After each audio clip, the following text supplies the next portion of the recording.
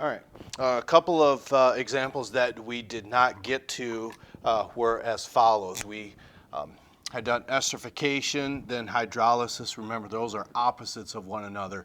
And then another one of these, let's say we had CH3, CH2, and then, let's see here. We'll do that times 11 times, okay. And then let's say maybe we'll keep it simple again. CH2 times 5.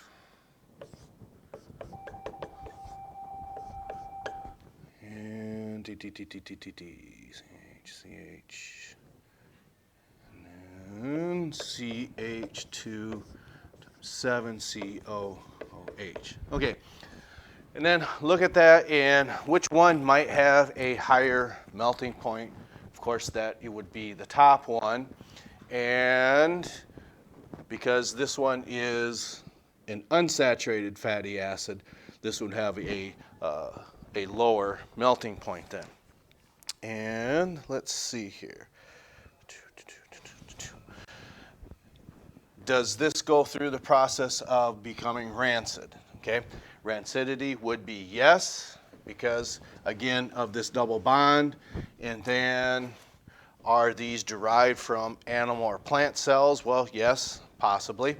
And there you'd have to look at the number of carbons, and then that would tell you if it becomes an even number, well then that is going to illustrate being a natural animal or plant acid.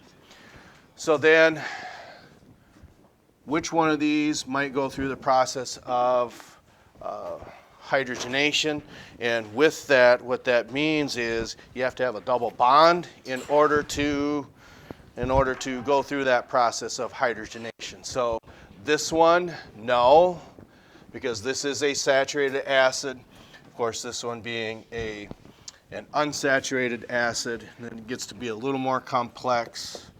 Should we look at something like this, and let's see here, I think that's 4 CH2,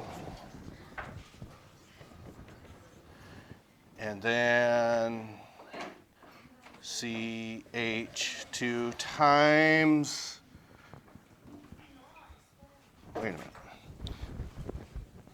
Oh, yeah, that was right. CH2 times 6, and this one here times 3. Of course, this would be a polyunsaturated fatty acid because you've got multiple double bonds that would occur within that compound.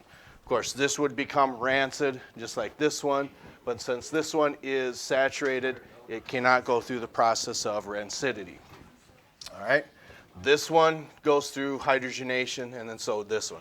This one's actually quite more complex, so we're not going to do hydrogenation with this one.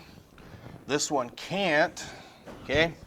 And then what we see happening is we're not really concerned about the per se oxidizing agent in this problem. We just say there's an oxidizer that's present, probably more so likely being present in the air, and that's why you want to put things in the fridge, because once you do that, then it's not going to be exposed to that oxygen, so it's not going to go through oxidation. So again, this one's too complex that we would go through, and we can eliminate this one as well. So when yeah, we're trying to keep this as smooth as possible. You can tell the sophomores are walking in, so, or another class, I should say. Yes?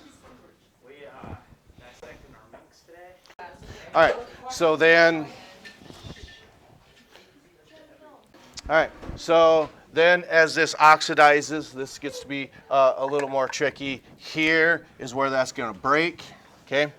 And then we would end up with, this is one of your product.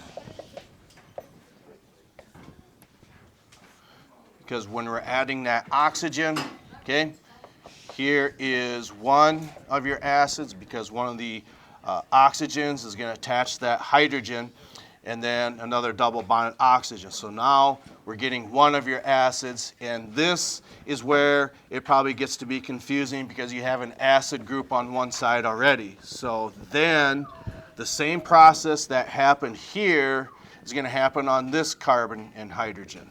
So that also oxidizes. There's your oxidation. One of the oxygens from that attaches this hydrogen. So there's your COOH. Then we see what's left over, which is CH2 times 7 and then COOH. Okay? So becoming rancid is just a little more tricky when it comes to these compounds, especially on the right side where you have the COOH on both sides. Okay? Then the last thing, this also goes through hydrogenation, which then means distribute your numbers and start to consolidate these. So this number we use, and then this one. Okay? So what happens, we've got CH3, we got 5 there, we got 7 there, that gives you 12. So adding more hydrogen, you're going to add one here and add one here. So then we've got 5, 6, 7, and 7 more gives you 14.